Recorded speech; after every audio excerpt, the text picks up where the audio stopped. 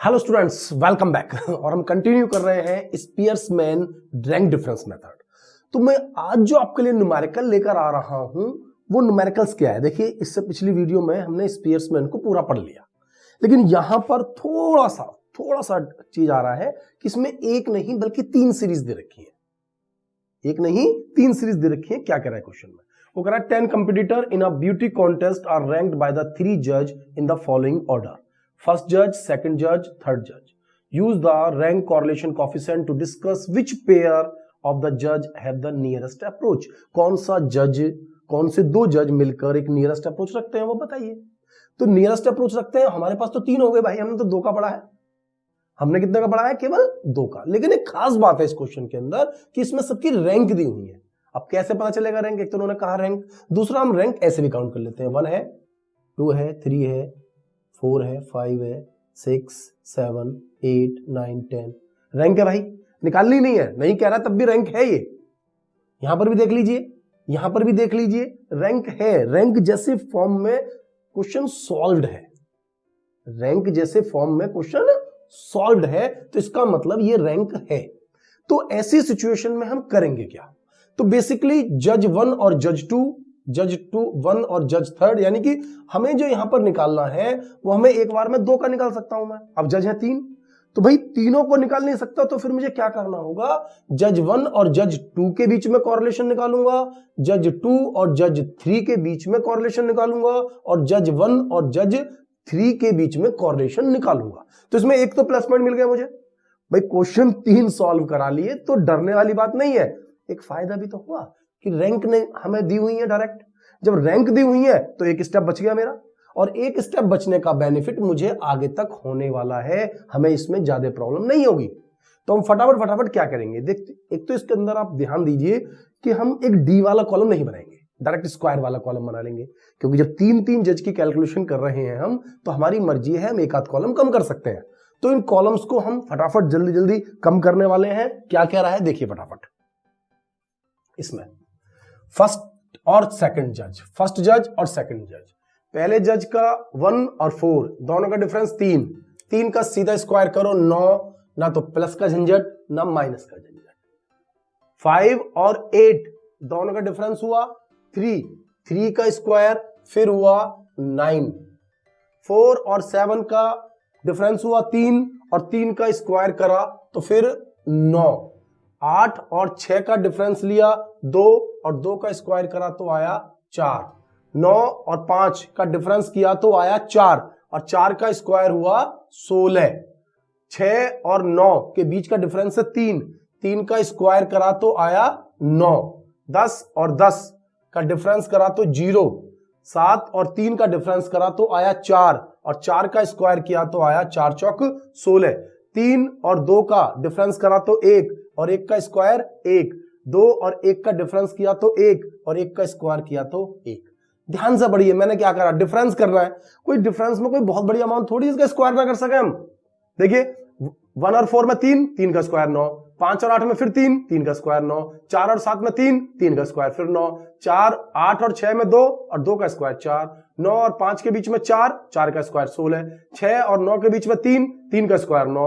10 और 10 का डिफरेंस 0 और 0 का स्क्वायर 0। 7 और 3 का डिफरेंस 4 और 4 का स्क्वायर 16। 3 और 2 का डिफरेंस 1 का स्क्वायर 1। 2 में से 1 माइनस किया 1 का स्क्वायर 1। क्यों कर रहा हूं ऐसा? क्योंकि अगर मैं डी लूंगा तो फिर प्लस माइनस में फंसेंगे हम।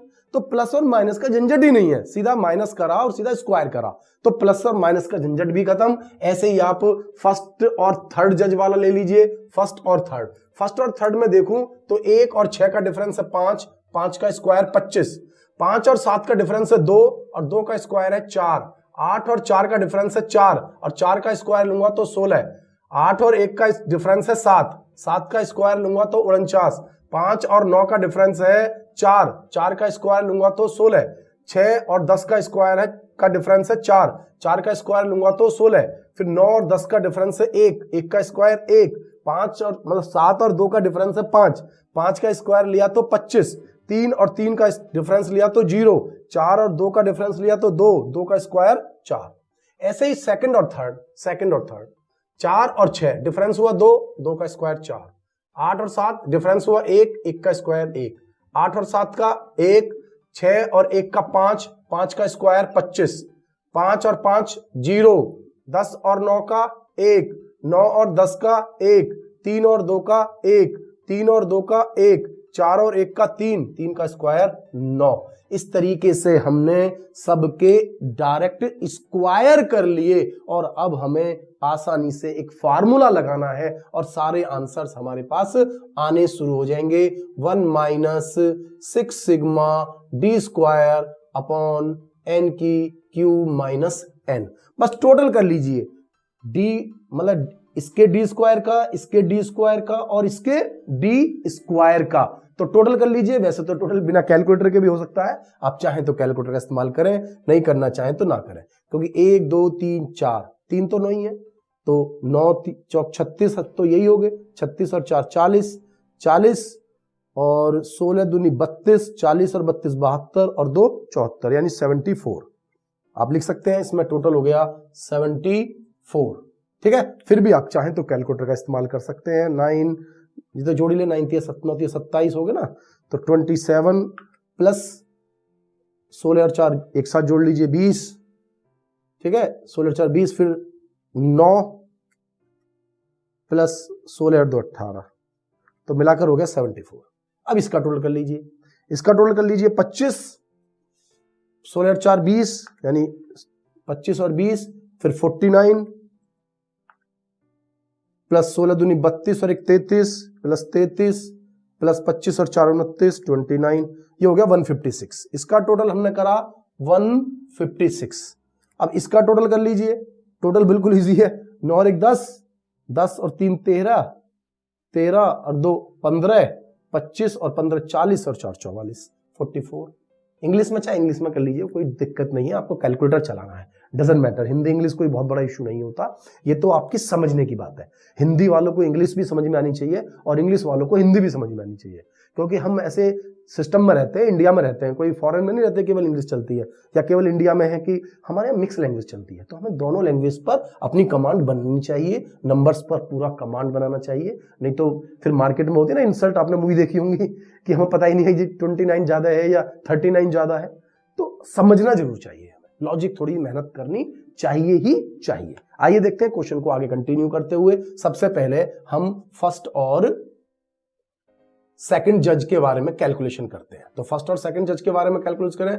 1 माइनस 6 इंटू 74 डिवाइडेड बाय 10 की cube minus 10 equal to 1 minus, इसकी मल्टीप्लाई कर लो, 74 इंटू 6 इक्वल टू 444 और डिवाइडेड बाय 990।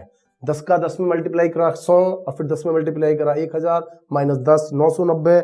444 को डिवाइड कर लीजिए 990 से, ये आ जाएगा आपके पास 1 माइनस 0.448। ठीक है बेटा, माइनस 1 इक्वल टू, ये निकल कर आ गया है 0.552। सही है, 0.552 आंसर आ रहा है मेरा जज 1 और जज 2 का। फिर जज 1 और जज 3 बिल्कुल सीक्वेंस में ले लेते हैं ना, अपने सीक्वेंस में जैसे हमने सॉल्व किया वैसे ही हम क्वेश्चन सॉल्व कर लेंगे। ठीक है, फार्मूला लगाइए, 1 minus 6 into sigma d square 156 divided by 990। ये तो हमारी समझ में आ ही रहा है लगातार। तो 1 माइनस, अब क्या कर लीजिए, 6 इंटू 156, 6 इंटू 156, ये आ गया 936 divided by 990। 1 minus 936 divided by 990, ये आ गया भैया आपका 0.945। 1 में से इसे घटा दीजिए, माइनस 1 इक्वल टू आ गया 0.055। ये आंसर आ गया आपका। ठीक है, अब इसके बाद आप सेकंड और थर्ड जज का निकाल लीजिए, हो गया ना, फर्स्ट और सेकंड का, फर्स्ट और थर्ड का, सेकंड और थर्ड का, फिर निकाल लीजिए सेकंड और थर्ड का। 1 minus 6 into sigma d square कितना है बेटा, 44 डिवाइडेड बाय 990। तो 1 माइनस 6 इंटू 44, ये निकल कर आ गया 264 डिवाइडेड बाय 990। 1 माइनस, इसको डिवाइड कर लीजिए 990 से तो निकल कर आ गया 0.267 और 1 में से घटा दीजिए तो निकल कर आ गया 0.73। ठीक है, तो ये आंसर आ गए आपके पास 3। अब यहां देखिए सबसे ज्यादा आंसर है कहां? सबसे ज्यादा आंसर यहां भी नहीं है, यहां भी, यहां तो बहुत ही कम है, यहां है। ये कौन सा जज है? सेकंड और थर्ड।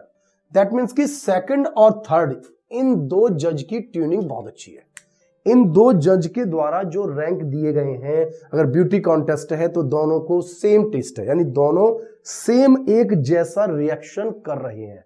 और जब एक जैसा रिएक्शन कर रहे हैं तो इसका मतलब यह है कि इस सिचुएशन में इन दो के बीच में ही कॉरिलेशन अवेलेबल है, यानी कि इनके कॉरिलेशन को ही हम इंपॉर्टेंस दे सकते हैं। किन दो जजों के बीच में ज्यादा कॉरिलेशन? तो किसके बीच में है? जज नंबर 2 और जज नंबर 3 में। तो देखने के लिए बहुत बड़ा क्वेश्चन है। करा तो कितने मिनट लगे क्वेश्चन करने में? कोई समय नहीं लगने वाला है, आप आसानी से क्वेश्चन को सॉल्व कर सकते हैं। 3 जज हैं, चेक किया हमने कि रैंक दिए हुए हैं, लेकिन एक क्वेश्चन सॉल्व नहीं करना पड़ेगा, 3 करना पड़ेगा। भाई फर्स्ट और सेकंड का निकाल सकते हैं, सेकंड थर्ड का और फर्स्ट थर्ड का। तो 3 बार कॉरिलेशन को सॉल्व किया गया है और आप आसानी से इसे सॉल्व कर सकते हैं। ठीक है, तो नेक्स्ट वीडियो में मैं आपके लिए और कुछ टेक्निकल न्यूमेरिकल्स को लेकर आ रहा हूं। मिलते हैं नेक्स्ट वीडियो में। Thank you.